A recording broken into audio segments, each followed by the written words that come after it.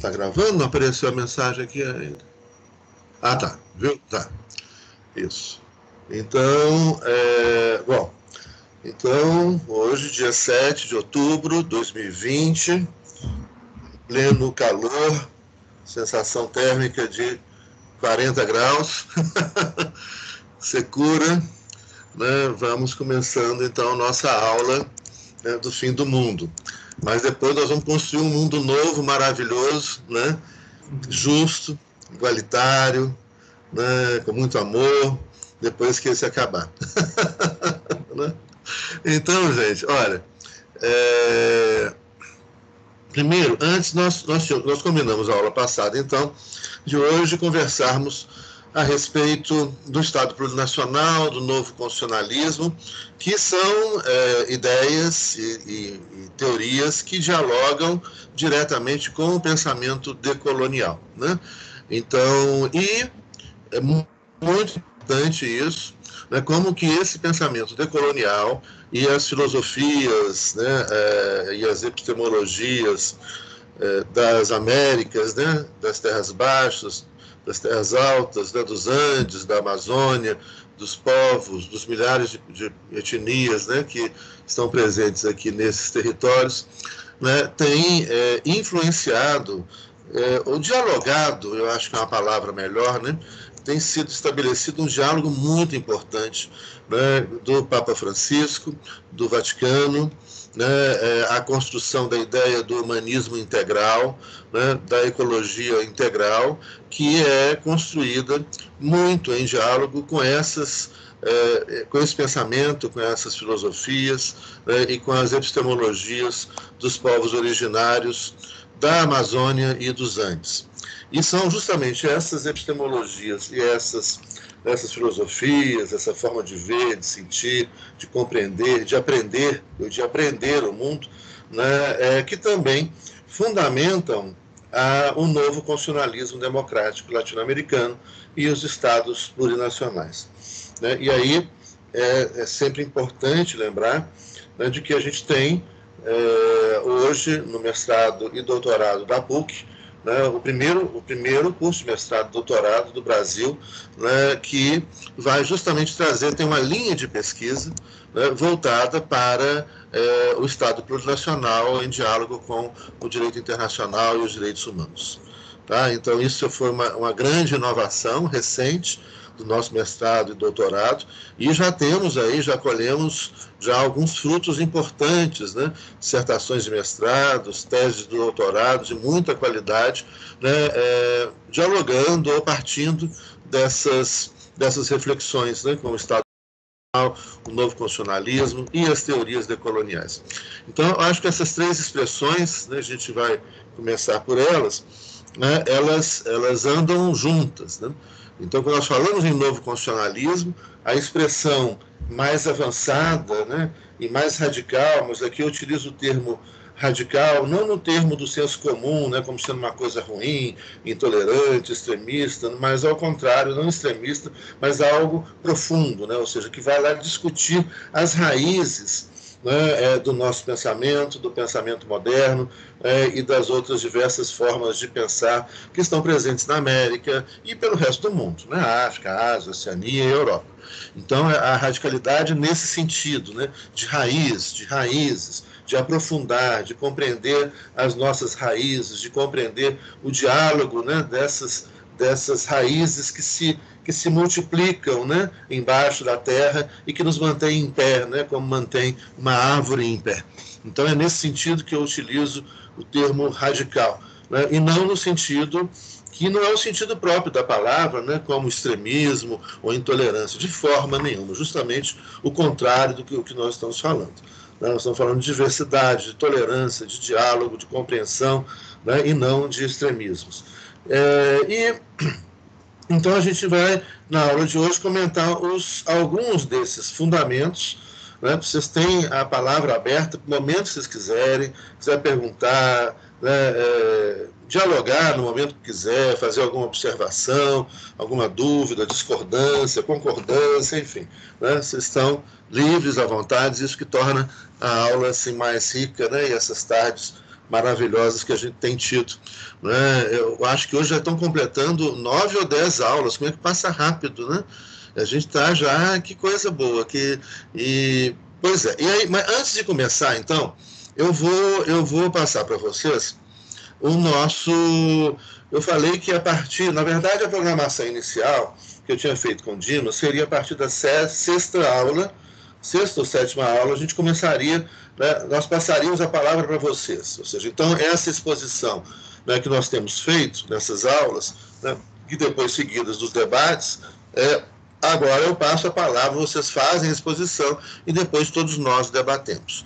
E eu mandei para isso, né, um livro que eu acho que é um livro muito rico, muito interessante, não sei se vocês já tiveram tempo de começar a ler, né, mas que é esse livro Migración e Creencias, pensar las dificuldades de falar religiones, toda vez eu falo religião, eu embolo a língua. Religião. Esse livro, então, eu mandei, está disponível para vocês, eu acho que todos vocês têm, e é um livro muito rico de análise da história e uma análise sociológica, né, relacionando as migrações. Olha que tema interessante. E os artigos são muito bem construídos, muito bem escritos, muito curiosos, né? As migrações e como que fica a questão religiosa com as migrações. Então, por exemplo, vocês vão ver no texto introdutório da professora que organiza, né, esse livro, ela traz, por exemplo, a discussão das migrações, os imigrantes mexicanos nos Estados Unidos da América. E como esses imigrantes trazem uma cultura riquíssima, né, plural.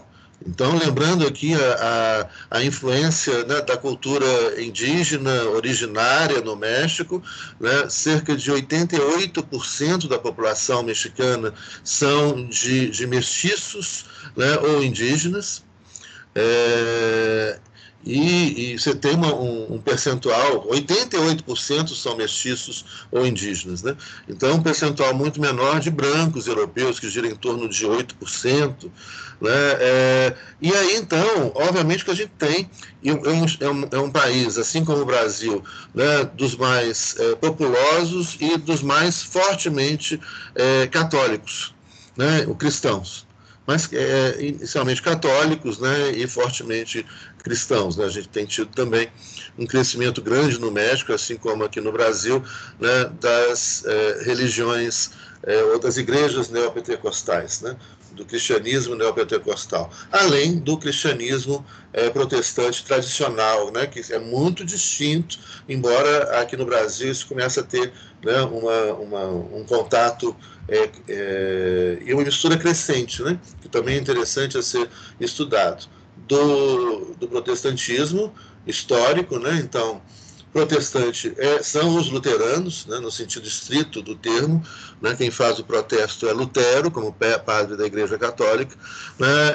E a partir desse, que foi o segundo grande cisma da Igreja, né? A primeira grande foi entre a Igreja Católica Apostólica Romana e a Igreja Oriental Ortodoxa Grega, né? Que são cristãs, e depois o segundo grande cisma do cristianismo, né, vai ser com o protestantismo, né, que quem vai iniciar esse processo é Martim Lutero, e depois vão surgir outras religiões cristãs que vêm na sequência, né, de Lutero. Né? Então, aí você tem o surgimento do metodismo no sul da ilha da Grã-Bretanha, o presbiterianismo no norte da ilha da Grã-Bretanha, na Escócia, né? O anglicanismo como religião oficial do Estado inglês, e que marca essa ruptura com a Igreja Católica por motivações de Estado, né? A teologia calvinista, né? Enfim.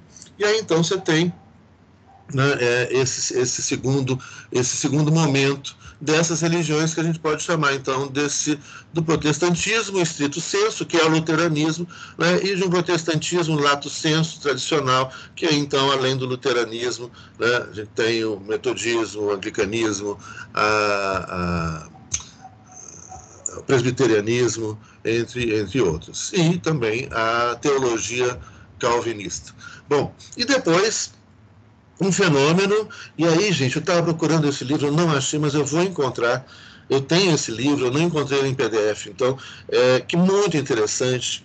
É um livro sobre os fundamentalismos. Ele trabalha a história da construção do fundamentalismo. Eu procurei aqui na biblioteca toda, eu perdi muitos livros, porque na reforma aqui de casa, né, foi mal construído o teto aqui da biblioteca, e aí, quando vem um temporal, daqueles temporais radicais, inundou e molhou um monte de livro.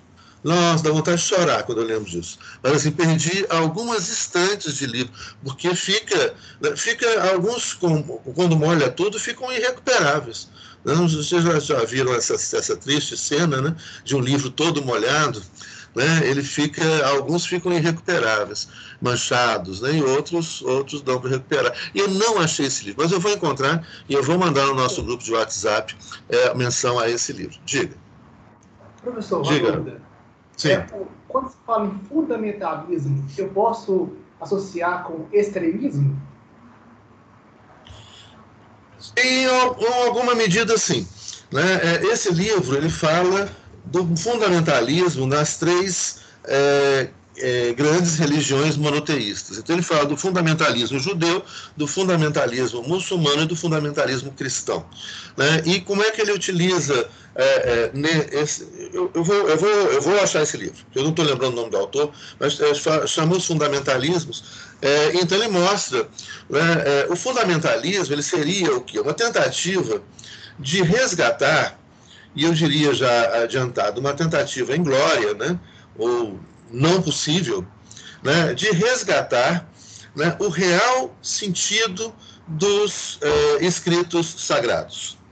Né? Então, começando aí por uma análise do fundamentalismo islâmico, mas a mesma lógica se aplica, né, ao cristianismo e ao judaísmo, né, o mundo do Islã, né, Muhammad, ele vai, a partir do século VI, etc., você tem uma expansão grande, né, do mundo árabe e com o mundo árabe da cultura, da filosofia e dessa teologia, né, ou seja, da expansão do Islã e do Corão.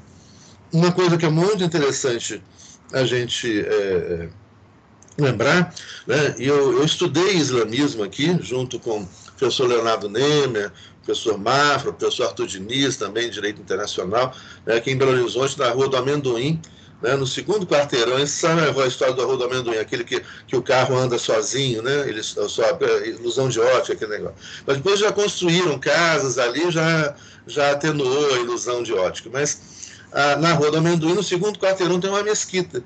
E nessa mesquita, há 25 anos atrás, muito tempo, tinha um curso de árabe e de islã. E nós fizemos esse curso, era sempre no sábado, né, onde nós estudamos árabe. Minha letra árabe é bonitinha, né, mas é muito difícil o nosso ouvido, né, para você aprender árabe, você tem que nascer numa família árabe, né, e conviver desde cedo, para você treinar o ouvido aos sons, né, da língua árabe, assim como o chinês, né, nosso ouvido não está acostumado a diferenciar os sons, e assim como a pronúncia, né, então é difícil, eu acho assim, tipo curso que a gente faz de inglês, para mim é impossível. Você tinha que passar um tempo no lugar para aprender. Mas a gente foi lá, aprendemos a escrever alguma coisa, tivemos algumas aulas de islamismo, e é muito interessante porque o Islã ele não nega, né, o que eles chamam de outros profetas, né, como Abraão, Moisés, Jesus Cristo. Então, Muhammad seria apenas o último profeta. Mas ele não é mais nem menos do que os outros profetas, como Jesus, como Abraão. E os muçulmanos estudam, né, o Velho Testamento, a Torá, né, que é o Velho Testamento, com alguns textos diferentes e com interpretações distintas do cristianismo para o judaísmo, né, estuda o Novo Testamento e a vida de Jesus, e estuda o último escrito, o último profeta, que seria, então, Muhammad. Bom, o que acontece é que, você imagina só, com as cruzadas, né, e os conflitos, então, por poder, território, né, e a ideia da reconquista da Terra Sagrada, né, europeus vindos de vários lugares, né, como do que será, né, naquela época não existia ainda a Inglaterra como Estado Nacional, né, nós já comentamos isso, nem a Alemanha, etc., mas vindo dos territórios, né, dos povos germânicos, do território que vai se tornar o Estado Nacional do Reino Unido, né, da França, etc., essas cruzadas partem lá desde o século XI para o Oriente Médio, para a reconquista de Jerusalém, né? E aí, vocês imaginam, é muito interessante, eu fico pensando isso do ponto de vista, né, histórico, né? A Mesopotâmia foi invadida pelos europeus sucessivas vezes, desde o século XI até o século XXI.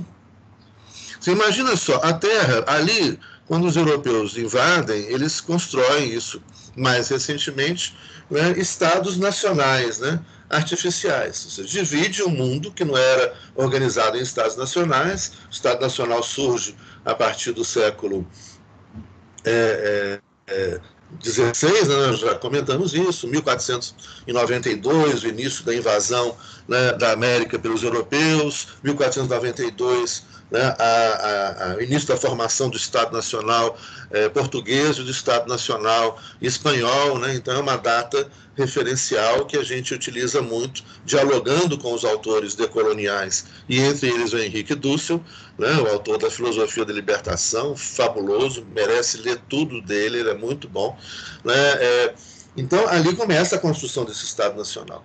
E os europeus vão invadir a América, a África, né, a Ásia, a Oceania, e nesses territórios vão construir, né, o seu modelo, a sua invenção de estados nacionais modernos, com arremedos do direito moderno, etc., etc., impondo a essas culturas tudo isso. E muitos estados, né, os estados americanos, aí cada um, né, vai ter o seu processo próprio de formação, né, a formação dos estados americanos, né, da América do Sul, com a conquista espanhola e portuguesa, né, os portugueses mantiveram numa unidade territorial do Brasil, né, a forma de colonização, né, com a criação de vice-reinos, né, não vai permitir a manutenção dessa unidade territorial na parte hispânica, que vai dar origem, então, a estados nacionais como Argentina, Chile, Bolívia, Uruguai, Paraguai, Peru, Colômbia, Venezuela, Equador, né, e assim por diante.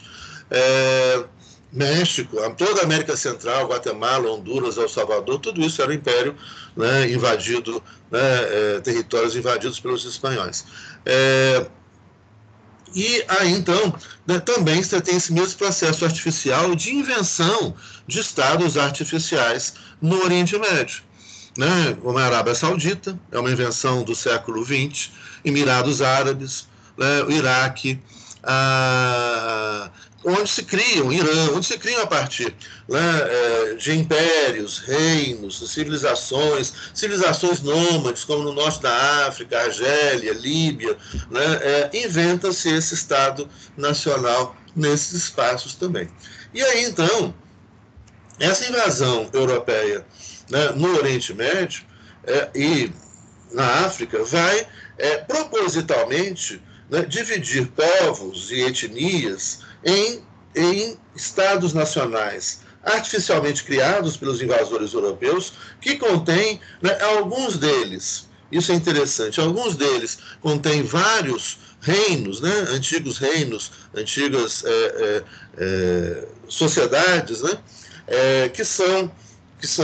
que permanecem dentro do mesmo espaço territorial. Por exemplo, Angola tem 8 idiomas oficiais, África do Sul 11, né? Ali então você tem uma diversidade étnica, uma diversidade cultural muito grande, e o europeu invade ali, promove, né, o estranhamento entre esses povos, né, a forma de, né, conquistar e manter o poder é dividir, né, é incentivar a guerra entre esses diversos povos, é dividir povos, né, com a mesma cultura, etnia, tradição, em territórios de estados nacionais distintos. Isso também é muito comum. E o que acontece, então, na criação artificial desses estados árabes? Ou seja, tem todo um movimento pan-arábico, né, antigo e que se renova, por exemplo, no século XX, que era um movimento de retomada, né, de toda a cultura, toda a tradição e toda a união dos povos árabes, do norte da África, do Oriente Médio, né, cultura riquíssima que foi toda fragmentada e dividida em estados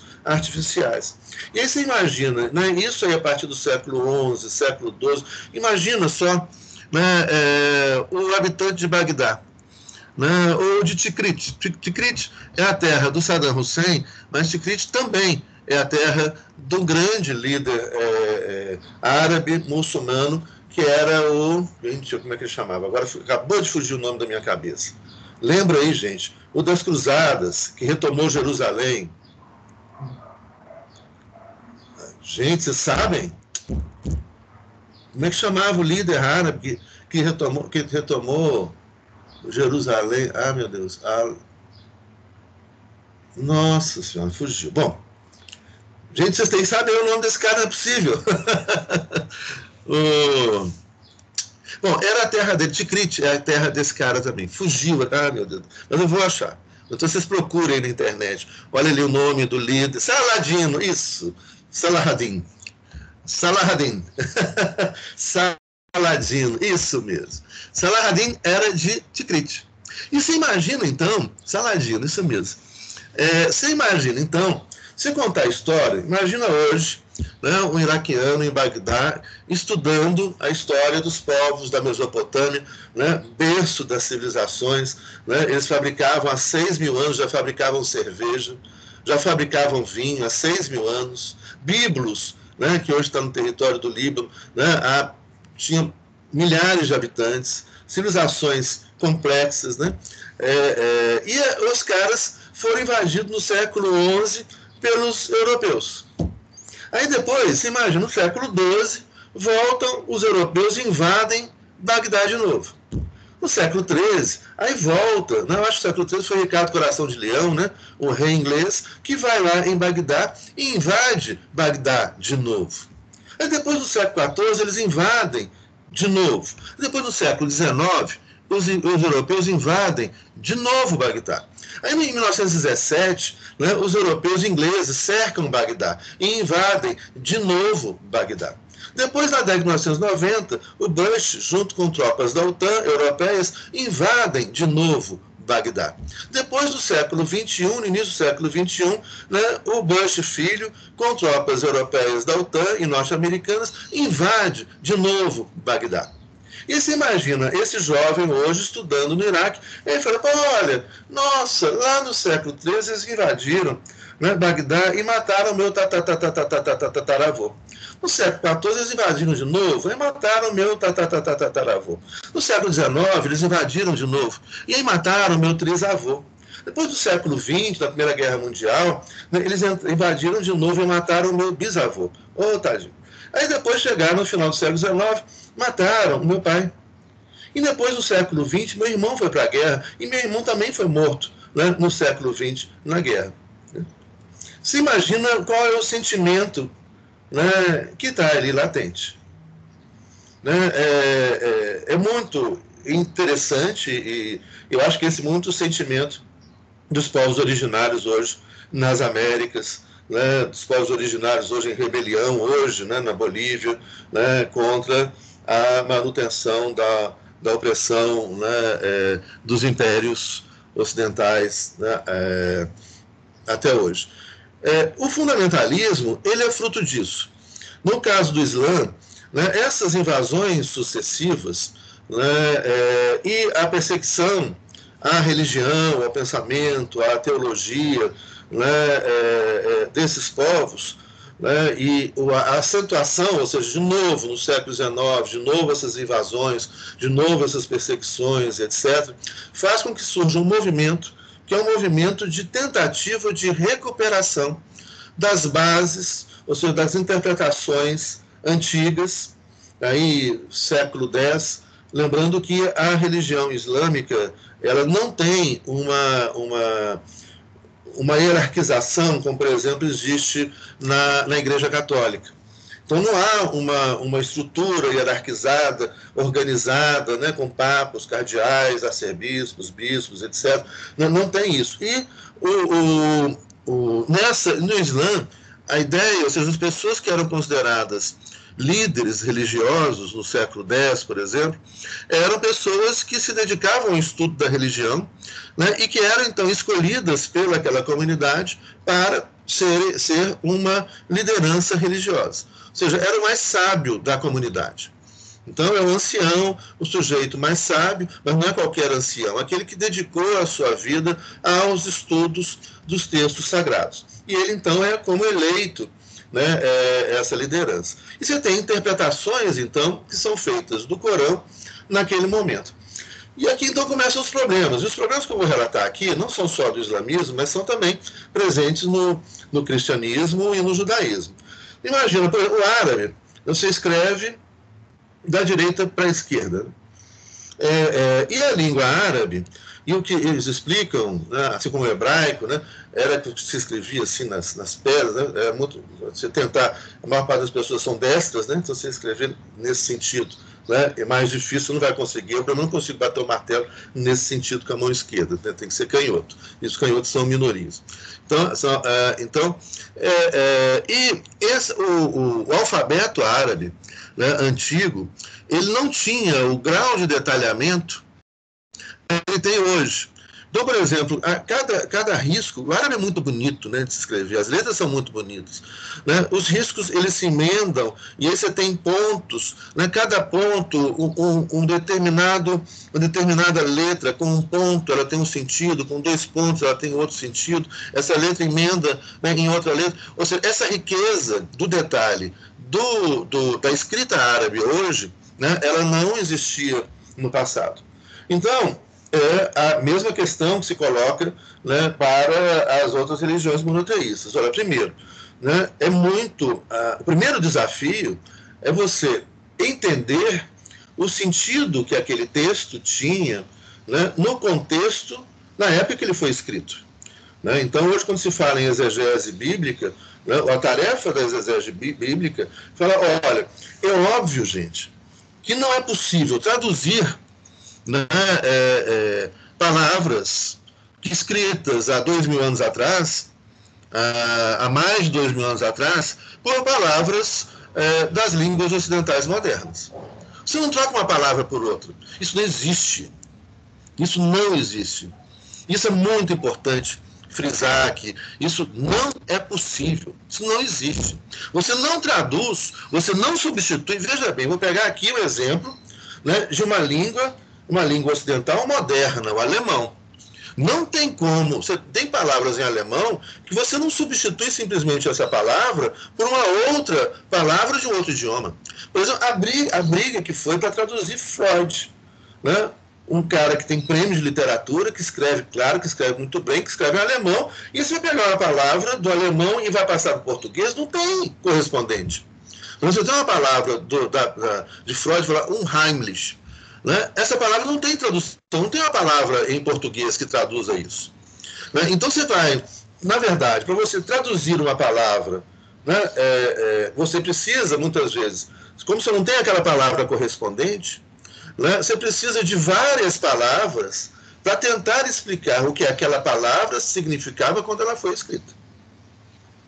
Né? Então é o primeiro grande desafio. Né? A verdade está na palavra. Qual palavra? Qual a palavra? Qual a palavra? Né? As palavras, e mais, as mesmas palavras viajam no tempo. Se a gente pegar uma palavra do latim, por exemplo, né? Obesos. Obesos significava fino. Né? E a palavra que vem do latim não vai mais significar fino.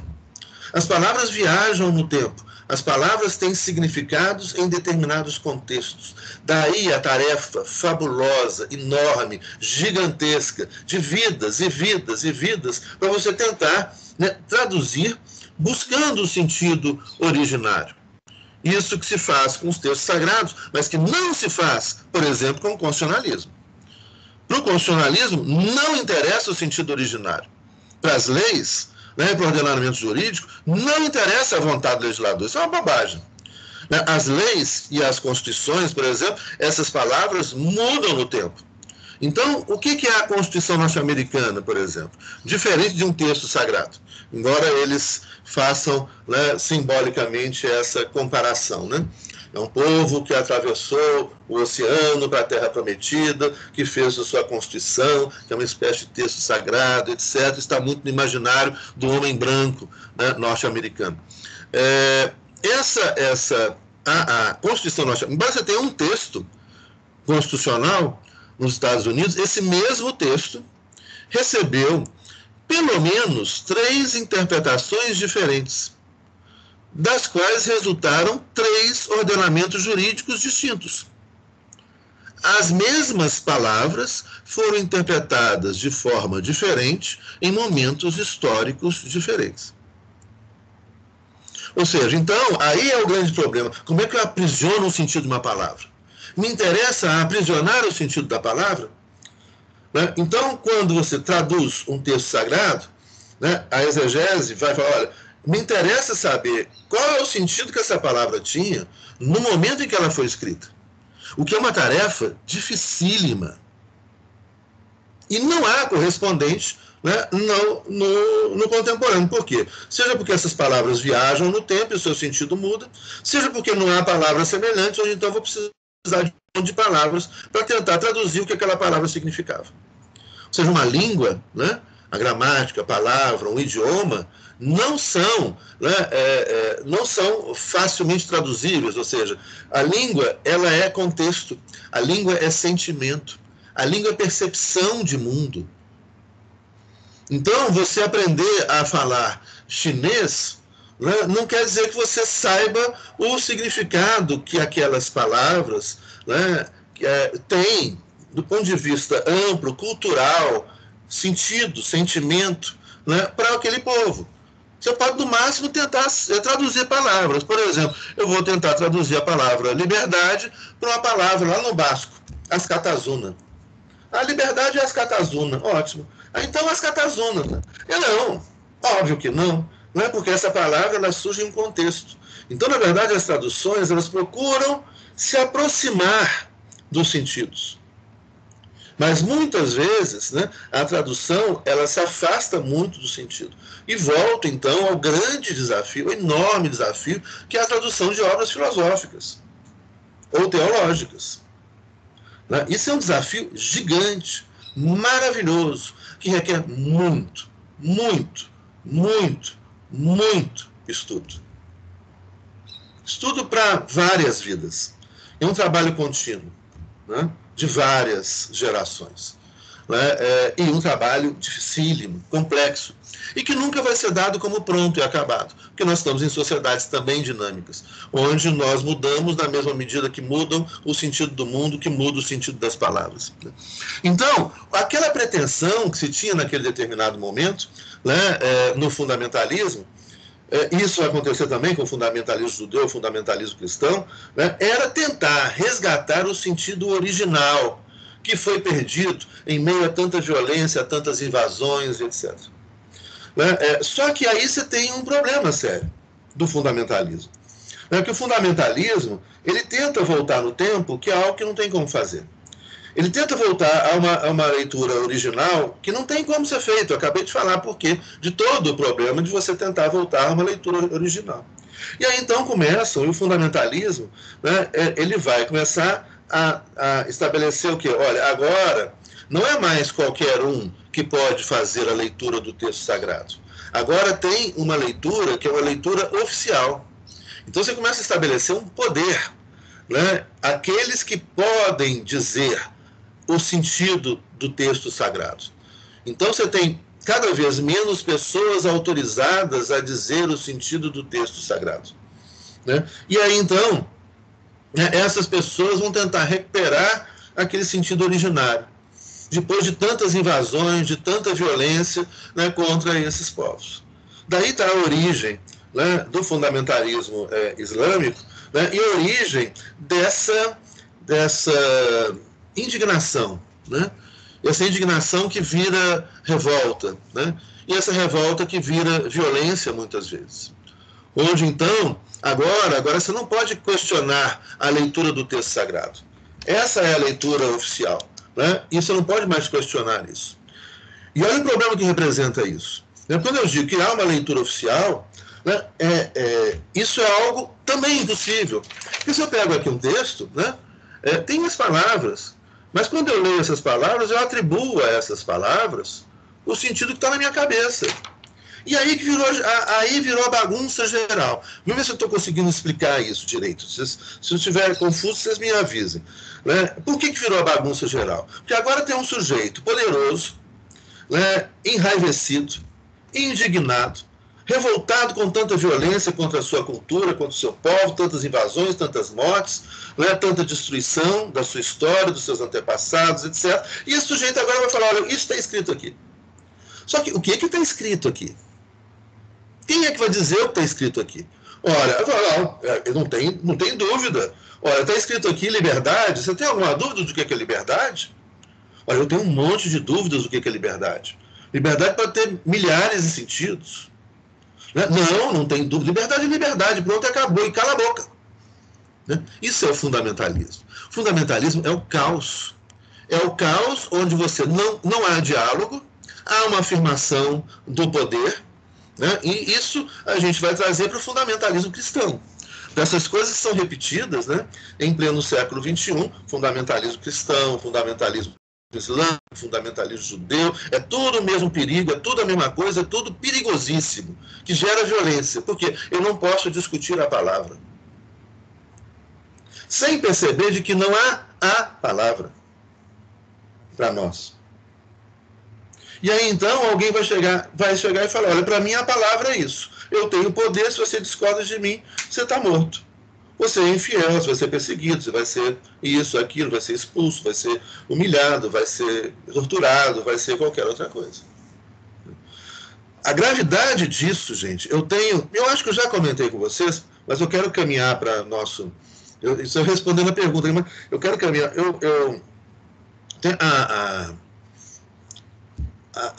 A Bíblia recentemente lançada e aprovada pela CNBB, que eu acho que eu já comentei isso com vocês, que eu recebi de um dos tradutores, né, queridíssimo amigo que nós fomos juntos, né, da reitoria da Dom Helder Câmara, né, quando ela foi criada, que é o padre Koenig, né, e o jesuíta, né, hoje ele está lá na FAGE. É um sábio, é um cara, ele lê o hebraico, ele lê o aramaico, ele lê o grego antigo, ele lê o alemão, cara. E aí ele me deu a Bíblia de presente com a assinatura. A assinatura do autor? Eu falei, não, Zé Luiz, claro que não, né? A assinatura de um dos tradutores. E ali, depois você recupera. Mas olha só, que coisa... Aí eu tenho que pegar lá. Que coisa interessante. Vamos ver se eu consigo contar para vocês. Senão eu vou ter que procurar. Mas eu vou ter que procurar. Para eu ser fiel, para não ser aqui irresponsável, eu vou procurar e depois eu trago essa reflexão de volta. Mas eu estava falando justamente da questão das traduções. Como você tem traduções, por exemplo, da palavra na Bíblia, efeminado. A palavra efeminado, né, significa, no pé de página, na tradução recentemente autorizada pelo Vaticano e pela CNBB, né, pessoa que rejeita o poder feminino. E é bem objetivo assim, ponto. E aí eu fui começar a procurar em outras versões de Bíblia, da Bíblia que eu tinha aqui, fui encontrar uma versão que é uma versão, né, utilizada, por exemplo, uma versão internacional, utilizada por algumas traduções neopentecostais. E a tradução que aparece para efeminados, né, isso na Bíblia, essa da CNBB, aparece efeminados mesmo. E no pé de página vem o significado. Né, pessoas que rejeitam o poder feminino. Tá ali. Depois eu vou pegar e vou ler para vocês, para não ter dúvida, já que a gente está falando de... Né, precisa ter rigor, né, para falar dessas coisas. Cuidado. né? E depois eu peguei essa Bíblia que tem sido utilizada em algumas igrejas neopentecostais, não protestantes, né? Igrejas mais recentes. E a tradução que aparece é que os homossexuais ativos e passivos não entrarão no reino dos céus. Ora, não existe esse conceito. Esse conceito foi inventado no século XIX, homossexual. No século XIX não tinha esse conceito. Isso é uma tradução ideológica gravíssima, gravíssima. E que gera violências enormes de alguém desavisado que pega o texto e vê lá na sua Bíblia, que os homossexuais ativos e passivos, dessa maneira, os homossexuais ativos e passivos não entraram no reino dos céus. Vocês perceberam a gravidade disso? A irresponsabilidade disso? E quanta violência não decorre daí? Você substitui uma palavra que foi escrita há mais de 2000 anos, né, que tinha um sentido histórico completamente diferente do sentido que se tem essa palavra, né, a partir de uma palavra e um conceito que é criado a partir do século XIX. E que gerou tanta violência, tanta discriminação. E gera até hoje. Quanta gente sofre, né? Quantas famílias sofrem, quantas pessoas são levadas ao suicídio por causa disso.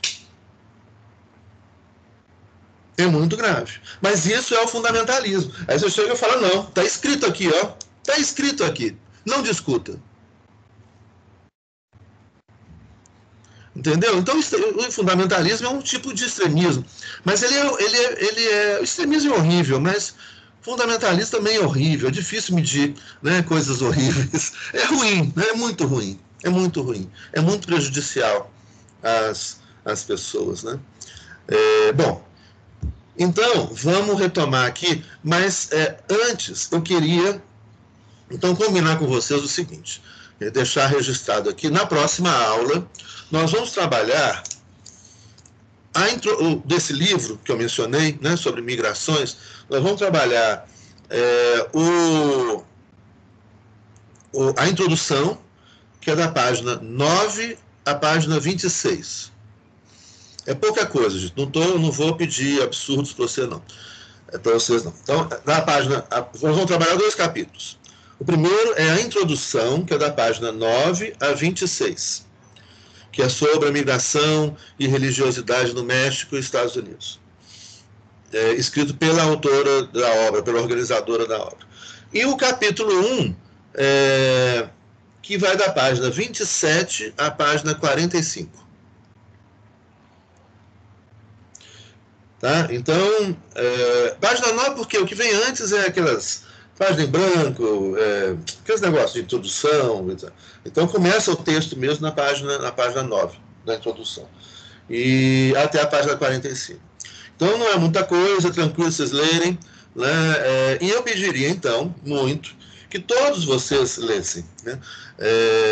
E assim, a ideia minha, mas se vocês discordarem também, a gente pode mudar disso. Mas a ideia minha era assim, no dia, na próxima semana, então, eu sortear um de vocês todos para dar uma aula sobre o tema. Mas eu não quero assim, as páginas são da página 1 a 45. Ou o texto começa na página 9 até a 26 é a introdução. E da página 27 até a 45, o capítulo 1. Tá? Tá. Não, então pode ser, se não tiver aula na próxima semana, na outra semana a gente faz. Mas então vocês têm mais tempo para ler, então. O que eu queria de vocês é o seguinte, vocês lessem, né, atentamente, tomando nota, e preparassem, né, uma exposição, uma aula, né, porque um curso de mestrado, doutorado, é um curso para formar docentes, né, principalmente curso de mestrado. Então, se preparassem uma aula de 50 minutos sobre o tema da introdução e uma outra aula sobre o tema do primeiro capítulo. E aí, no dia, eu sorteio alguém para fazer a exposição. Né? Mas aí todos vocês terão estudados e a gente terá então um debate rico, né? Porque todo mundo lendo e estudando né, fica rico, todo mundo vai ter contribuição a dar, reflexão. E assim, nessa aula, eu não quero simplesmente que vocês reproduzam simplesmente o texto, né, ipsis literis, não. Eu quero que vocês façam a leitura do texto, uma leitura crítica, reflexiva, né, exponham o que está no texto e façam uma crítica ou um acréscimo, né, o que vocês quiserem. Se quiserem, podem buscar outros autores, outras reflexões, outras coisas que agreguem àquelas informações e àquelas reflexões do texto. Pode ser assim, gente? Se vocês preferirem de outra forma, a gente pode já escolher agora quem faz o relatório do 1 e 2, mas todo mundo lembra semana que vem. Mas eu acho assim emocionante esse negócio de sorteio. O que vocês acham?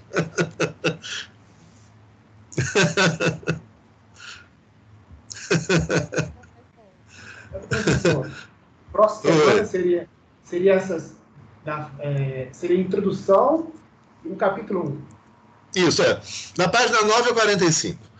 Tá São bom. 36 páginas só, tranquilo. Pois é, Sandra, pois é, emocionante. Olha só, isso é uma tarde emocionante.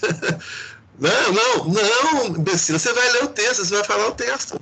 Aí você vai ler, você vai ver, o texto é riquíssimo, interessantíssimo, tem muita informação. Se vocês quiserem, podem fazer... vocês podem fazer slides. Não, então vamos fazer o seguinte, vamos já escolher quem vai fazer a apresentação, mas aí eu vou ter um compromisso de vocês, todos vocês vão ler. Vamos? Vocês prometem? Claro, né? Claro, não precisa ficar aparecendo. Nós estamos no mestrado, doutorado, né, gente? Então, vamos sortear aqui. Deixa eu pegar... se eu tenho aqui acesso a...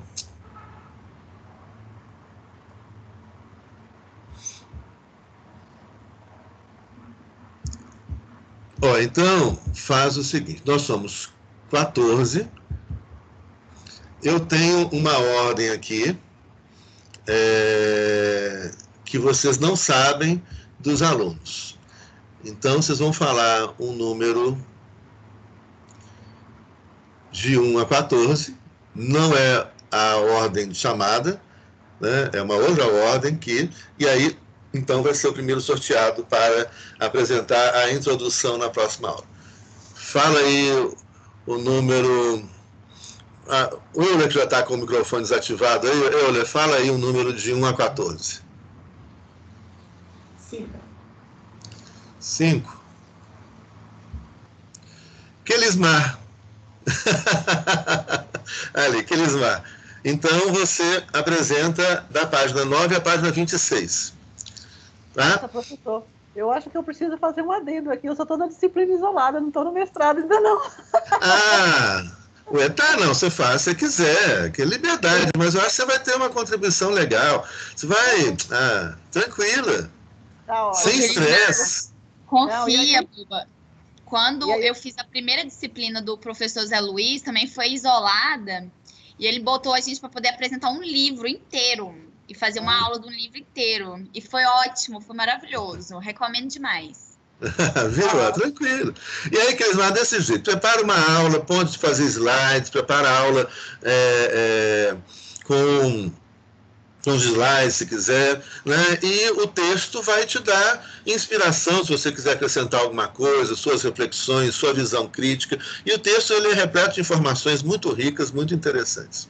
E fica tranquila, não estresse. Não vou estressar, não. E eu conto com todos os colegas para participar junto. Isso, e todos vão ter lido, todos vão participar também.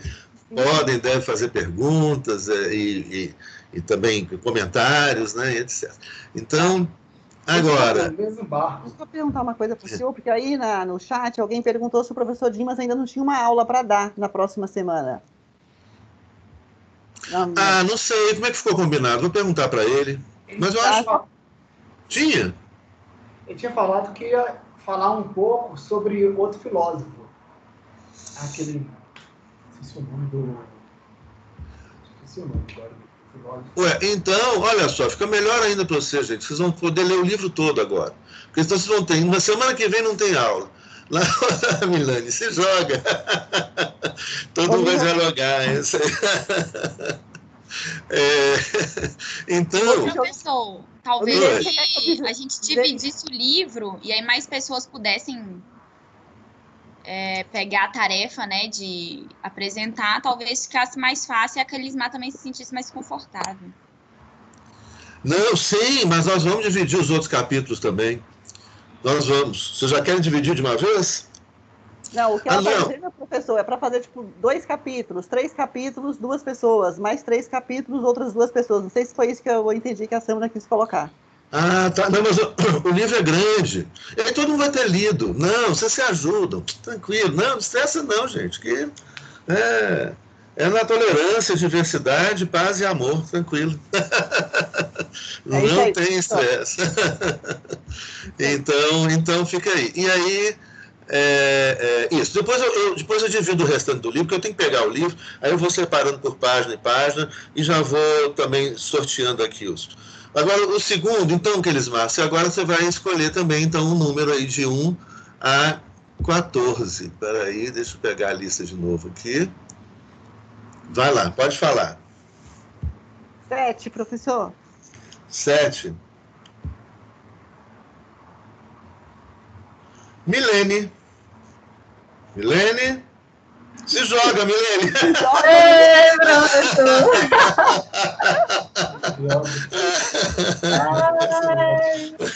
Ok. A minha parte é 27 a 45, é isso? Isso aí. É isso aí. Beleza. Qualquer coisa a gente se joga da cadeira. Super tranquilo, não tem problema. Bom, então fica marcado e fica assim. Então, se na próxima quarta realmente for a apresentação, então não tem aula, na outra quarta eu converso com o Dimas, mas vocês já ficam preparados para outra quarta. Se ele quiser apresentar a questão do filósofo que ele queria trabalhar, então a gente transfere para outra semana imediatamente, tá bom? Diga, Euler. Eu lembrei, eu queria falar sobre Foucault. Ah, tá. Então já fica para daqui a, 3 semanas, é muito tempo, quase Natal. Quase Natal. Mas é bom que vocês tenham mais tempo para preparar, para ler. Aí você aproveita, já lê o livro todo, que depois eu sorteio o restante. E eu posso até falar, só um acréscimo sobre esse livro, eu estava lendo uma parte dele, eu achei interessante como que você pensa que a influência da religião dos imigrantes é somente no país, tipo, México, nos Estados Unidos. Existe um contágio social no país, no outro país, que é do México também. Sim. Eu lembrei interessante, questão da tem a volta, né? Sim. É uma estrada de 2 mãos, porque aí tem os familiares que ficaram, né? Isso, eles influenciam o outro. É interessantíssimo. Bom, então isso. Então vamos continuar aqui. Eu vou falar, então, e vocês podem também, a qualquer momento, me interromper, fazer observação, pergunta, etc. Então, desses fundamentos, né, desse novo constitucionalismo do Estado plurinacional, que está sempre, como eu disse, em diálogo direto com as teorias decoloniais, né? E aí, um autor que eu recomendei muito, que sempre repito, né, que é o Henrique Dussel, que é o cara, né, um grande filósofo, né, muito estudioso, hoje radicado no México, né, já está bem idoso, mas está muito bem, eu tenho visto. Outro dia ele fez uma live super interessante, e é um grande estudioso e uma grande referência. O livro é esse mesmo, Tiago, né? Migração e Crenças, Olga Rodrigues Ortiz. Bom, então, quais são os fundamentos? Primeiro, a questão do novo constitucionalismo é muito importante. Se diga que é algo muito recente, né, na teoria da Constituição, na teoria do Estado. Essas discussões, elas ocorrem e vão se aprofundando no Brasil de 11 anos para cá, então é muito pouco tempo, né, e que tem origem na Constituição do Equador, de 2008, e da Constituição da Bolívia, de 2009.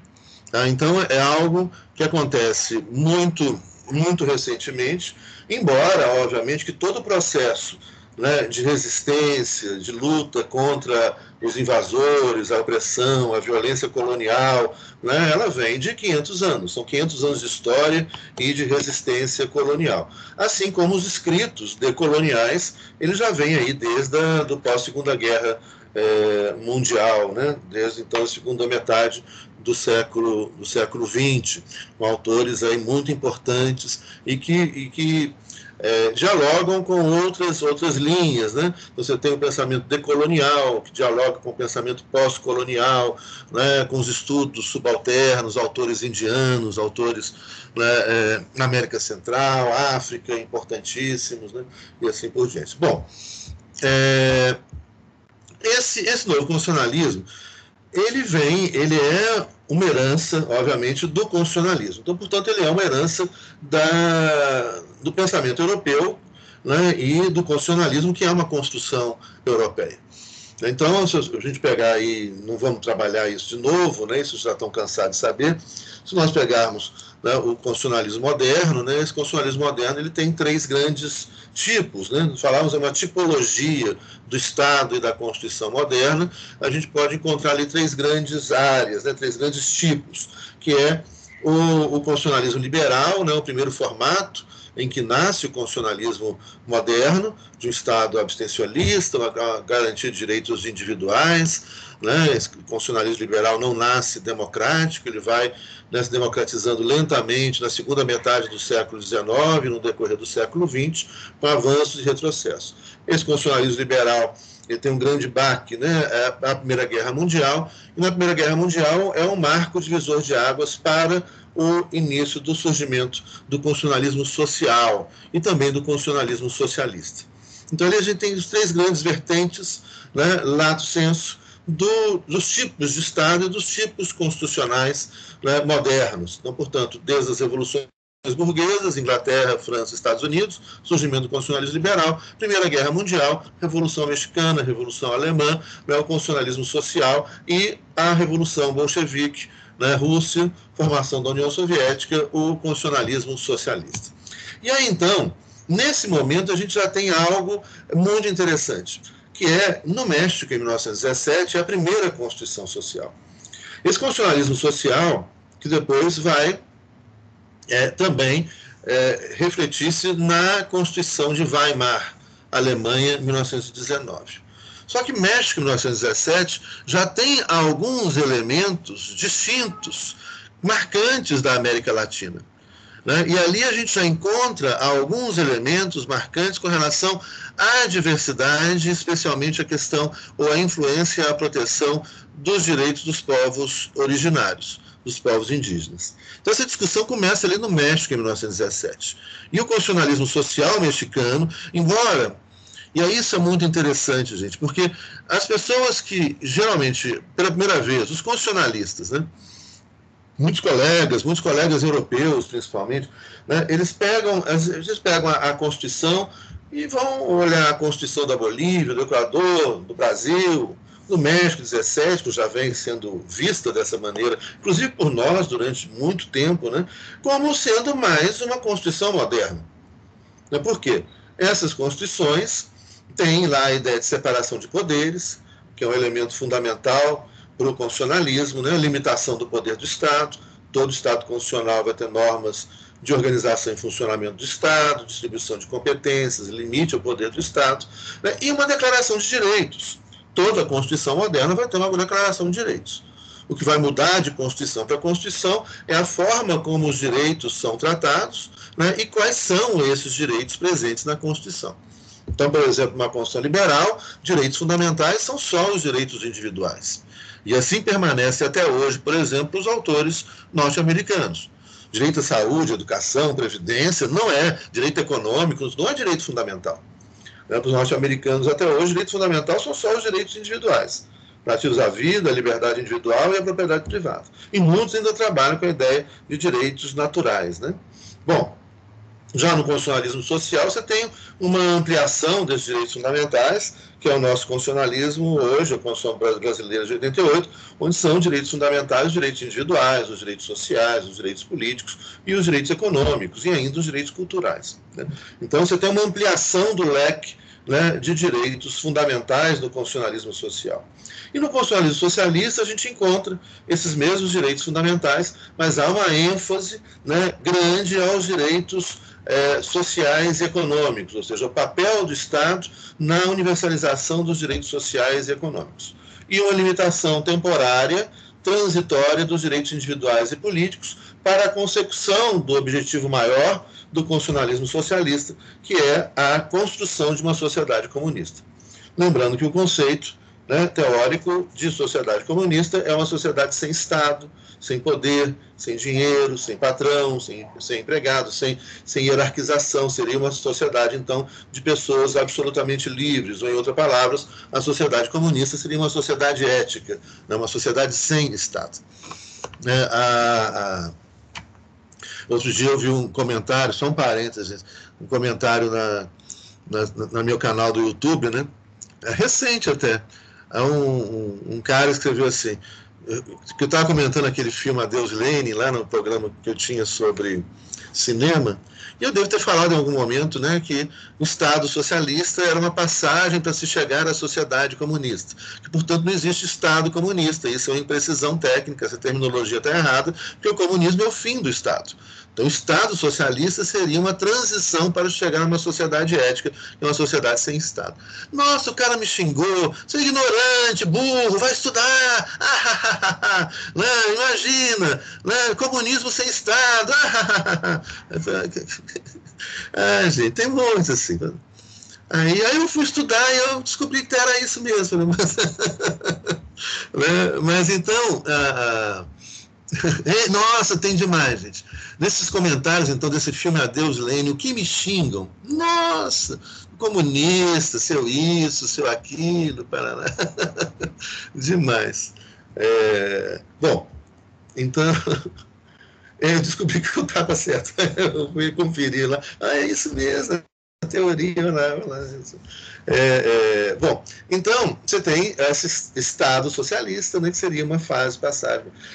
E aí, então, o que vai acontecer? Essas constituições, né, do constitucionalismo latino-americano, elas já vão desde o México, né, passando por várias constituições no decorrer do século XX, chegando a constituições importantes na década de 70, na década de 80 a Constituição Brasileira, de 88, que vai trazer, né, um dispositivo no ato das disposições constitucionais transitórias para os povos quilombolas, vai trazer poucos artigos sobre os povos indígenas, originários.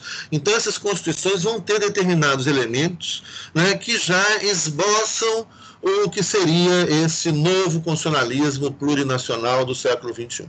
A Constituição Brasil de 88 é muito importante nisso. Eu lembro que na Rede para o Constitucionalismo Democrático Latino-Americano, né, nós, membros da Rede, desde 2011, nós tivemos o nosso primeiro encontro, que foi em Pernambuco, Recife, na Universidade Católica de Pernambuco. Né, e desde então, esse ano, nós vamos completar 10 anos, vai ser o nosso 10º Congresso Internacional, que vai ser em Ouro Preto, mas que, infelizmente, com a pandemia vai ser virtual. Mas, obviamente, vocês estão convidados, vão receber todos aí, toda a programação, para vocês assistirem e participarem ativamente desse congresso. O congresso vai ser fantástico, são 10 dias de congresso, gente de toda a América Latina discutindo todos os temas, né? E a pena é que não tem o pós-auditório, né? Que é aquela saída para a gente comentar. Mas podemos, a gente marca, né? Vamos marcar isso.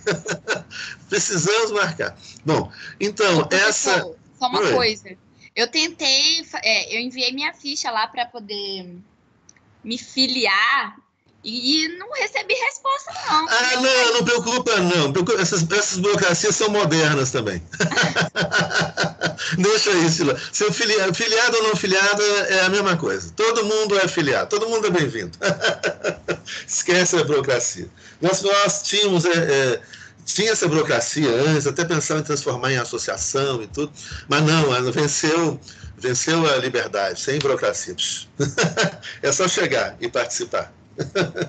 Então, nós começamos a discutir, eu lembro que uma das primeiras discussões foram essas discussões, mas qual que é a grande marco do início do constitucionalismo latino-americano, né, plural, diverso, etc.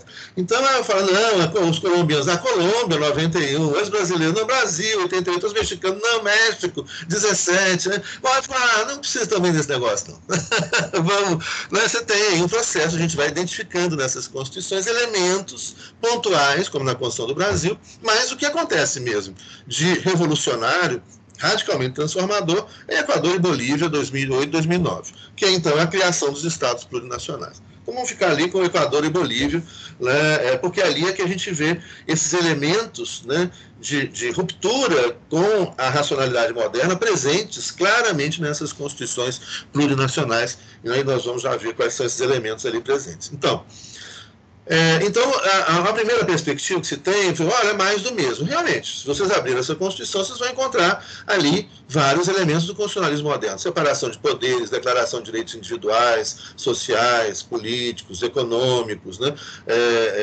Separação de poderes, lá, organização do legislativo, judiciário, né? Executor, está tudo ali. Falou, então, que novidade que é isso aqui? A novidade aparece, então, e o que é importante, o que a gente vem estudando, é justamente nisso que a gente pode chamar, talvez, eu gosto muito dessa expressão, de infiltrações, né, na modernidade. Ou seja, infiltrações decoloniais, né, ou não modernas nessa estrutura moderna de Constituição. E quais são, então, essas infiltrações? Então, vamos começar, então, a trabalhar isso agora. Quais são esses fundamentos que mostram, né, essa força do novo constitucionalismo que apresenta uma possibilidade de ruptura com a teoria moderna europeia, com a teoria da Constituição moderna, com a teoria do Estado moderno, com a teoria do direito internacional público. E aí vocês vão ver a importância disso. E veja bem, quando eu falo em ruptura também, não se assustem. Eu quero utilizar também esse termo aqui com muito carinho e cuidado, né, como eu falei de radicalidade. Assim como radicalidade é raiz, é o que nos mantém de pé, né, história, passado, compreensão. Né, a ideia de ruptura, é óbvio, gente, que não tem como a gente fazer rupturas, não existem rupturas absolutas. Não existe. Nem na história da humanidade, na história das civilizações, das sociedades, nem na nossa história pessoal. Né? O que nos leva muitas vezes a fazer escolhas, já comentei isso, né, é o passado. Então, o nosso presente está sempre impregnado de passado. Mesmo que no nosso presente a gente chegue e fala, eu vou negar isso aqui do passado, não quero mais conviver com isso. Mas a gente precisa viver aquilo para entender a importância de superar aquilo. Nós estamos falando da superação de determinados elementos, mas também da manutenção de vários outros elementos. Então, essa Constituição, quando a gente fala em ruptura, nós estamos falando, é a construção de uma outra teoria da Constituição, que, obviamente, mantendo, né, aspectos da teoria da Constituição moderna, vai trazer aspectos de rupturas, aspectos de inovação e de superação de graves problemas da sociedade moderna ou do sistema mundo moderno. Né, como, por exemplo, a padronização, a uniformização, né, a lógica binária de subalternização do outro, a perspectiva histórica linear, né, a ideia da natureza como algo a ser explorado pelo ser humano racional, o machismo, a homofobia, né, o racismo, que são construções modernas, né, que nós já discutimos bastante isso. Então, nós estamos falando, olha, vamos manter tudo de importante, né, que a gente viveu pelo mundo, né, e a modernidade europeia, né, que a gente viveu, né, de transformações e aprendizados com essa história, não é esquecer essa história. Né, e vamos transformar as coisas que geraram violência, e foram momentos de muita violência. Nos últimos 500 anos, para falar, a história da humanidade foi história de violências, né, mas não todas as civilizações, não todos os momentos. Né, mas a história moderna, né, que é o primeiro sistema mundo, que é o sistema mundo colonial moderno, ela é uma história de violências raras. Né, não vou aqui ficar fazendo aquele trabalho também, né, talvez já tenham conhecido, eu lembro, isso eu comprei já tem muitos anos, eu li, eram 2 livros que eles fizeram, pesquisadores franceses, acho CNRS, do Conselho, é o CNPq da França lá, é um conselho de pesquisadores e tudo. Eles fizeram 2 livros que era assim, inclusive a tradução ficou horrível, porque hoje com a questão da linguagem, né, é uma tradução que talvez possa ser vista de forma negativa, com algum elemento racista, mas os livros foram publicados com esse título, o livro negro do capitalismo e o livro negro do socialismo, do comunismo. Livro negro do capitalismo e livro negro do comunismo. E aí então, os 2 grupos de pesquisadores ficaram tentando achar quem matou mais, se foi o comunismo, se foi o capitalismo. Então, nós não vamos ficar fazendo, né, essa medição desagradável, não, né, mas lembrando que a modernidade, né, matou em larga escala, né, como não se tinha visto antes. Né. Então, você pega só a Segunda Guerra Mundial, em 6 anos foram mais de 50 milhões de pessoas mortas. Né. Então, o desenvolvimento de armas, destruição em massa. Né. Gente, tem um microfone aberto aí, passando um caminhão. Oi? Ei? Voltei. Gente, tem um microfone aberto aí. E tá um som. Eu acho que é você. Ah, tá. Bom. Então, porque se ligou o ventilador, aí ficou, Não, ligou de novo. Desliga o som, Euler. Tá. Aí. Você ligou o ventilador, aí ficou... Mas tem que ligar, não tem jeito. Bom, então, o que nós estamos falando é desse sistema mundo moderno, né, de tantas violências. Então, nós estamos falando de superação disso. Então, a nossa ideia, né, o que a gente busca encontrar nesses estudos, né, na rede para o constitucionalismo democrático latino-americano, do novo constitucionalismo democrático latino-americano, que não tem nada a ver com neoconstitucionalismo. Não utilizem essa expressão. Neoconstitucionalismo é uma coisa, novo constitucionalismo é outra coisa. Novo constitucionalismo latino-americano é o que a gente vai discutir agora, que não tem nada a ver com o neoconstitucionalismo lá do Barroso e companhia. Isso é muito europeu, é pós-Segunda Guerra Mundial, e tem também um debate muito rico, interessante, etc., mas é outra coisa completamente diferente. E aí, então, o que a gente vai encontrar? Quais são os elementos infiltrados nessa Constituição moderna, né, que marcam, então, essa possibilidade de ruptura, de construção de algo completamente novo, radicalmente novo. Né? Oi, olha, bem-vindo de volta. Então, o que tem? Vamos colocar aqui, então, alguns elementos. O primeiro elemento, o primeiro conceito que aparece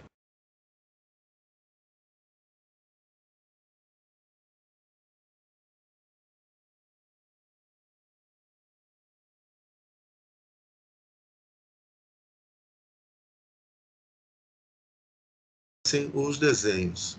Então, espera aí. Um segundo.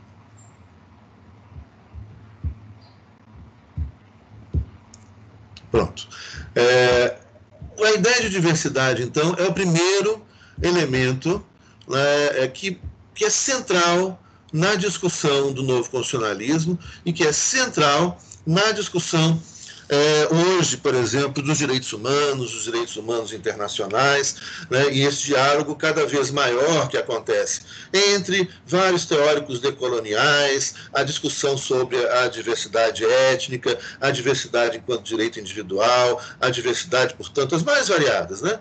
A diversidade de cores, de desejos, de sonhos, de filosofias, de teologias, enfim, isso que é a marca, né, muito importante que vem influenciando o pensamento do direito e influenciando o pensamento do direito internacional. Isso vão aos poucos e vão descobrir a grande importância dessas discussões para a gente pensar esse direito internacional no desafio contemporâneo, né, de agora em diante, com a diversidade étnica, né, a diversidade dos povos, a diversidade dos corpos, né, a diversidade dos pensamentos, a diversidade das epistemologias, das